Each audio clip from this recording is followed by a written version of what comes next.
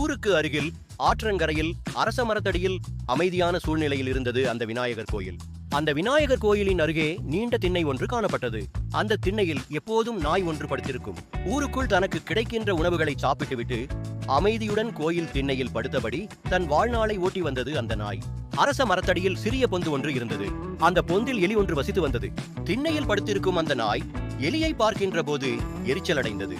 நாம் இங்கே அமைதியுடன் வசித்துக் கொண்டிருக்கின்றோம், இந்த இடத்துல இந்த எலியும் வசிச்சு வருகிறது. சில நேரங்களில் அது அப்படியும் இப்படியுமாக ஓடுகின்ற போது நம் அமைதியானது கெடுகின்றதே, இது என்ன காரணம் என்று தெரியவில்லையே என்று கவலை அடைந்தது நாய். எலி தன் முன்னே ஓடுவது தனக்கே இழிவு என்று நினைத்தது நாய். எப்படியாவது எலியை இங்கிருந்து விரட்டிவிட வேண்டும் என்று தன் மனதுள் நினைத்தது. ஒரு நாள் எலியானதுதான் வசித்து வந்த பொந்தை விட்டு வெளியே வந்தது. ஆங்காங்கே சிதறி கிடக்கின்ற பிரசாதங்களை குறித்துக் கொண்டு கோயிலின் குறுக்கிலும் நெடுக்கிலும் ஓடிக்கொண்டிருந்தது. எலியின் செயலை திண்ணையில் படுத்தபடி கவனித்துக் கொண்டிருந்தது நாய். அதனை பார்க்கையில் நாய்க்கு அளவுக்கு அதிகமாக ஆத்திரம் ஏற்பட்டது. நாய் எலியே, என் கேள்விக்கு பதில் சொல் என்று கோபத்துடன் கூறியது. நாயின் முன்னே அமைதியுடன் நின்று கொண்டிருந்தது எலி. நாயே, எதற்காக என்னிடம் உன் கோபத்தை காட்டுகின்றாய்? நீ கேட்கிற கேள்வி என்ன என்று கேட்டது எலி. எலியா, நீ பெரியவனா? இல்ல, நான் பெரியவனா என்று சொல் என்று கேட்டது நாய். நீதான் என்னை விடவும் பெரியவன் என்றது எலி. அப்படியானால் பெரியவர் தான் இந்த இடத்துல வசிக்க வேண்டும், சிறியவர் இந்த இடத்துல வசிக்க கூடாது என்றது நாய்.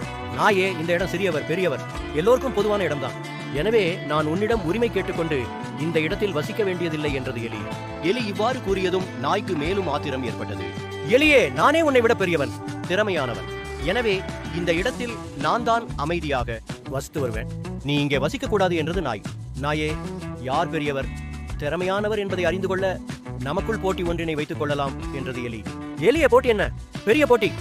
நீ என்ன போட்டி வைத்தாலும் உன்னை விட நான் தான் பெரியவன் என்று நிரூபித்து காட்டுகிறேன் என்றது நாய். எலி சிறிது நேரம் யோசனை செய்தது. பின்னர் நாயை பார்த்தது.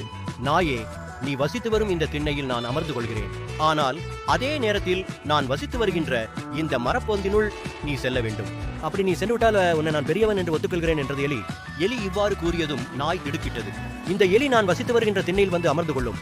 ஆனால் நான் எப்படி எலி வசித்து வரும் சிறிய பொந்தின் உள்ளே நுழைய முடியும்? எலி எளிதாக என் ஆணவத்தை அடக்கிவிட்டது என்று மனதுள் எண்ணியவாறு தலை கவிழ்ந்தபடி நின்றது நாய்.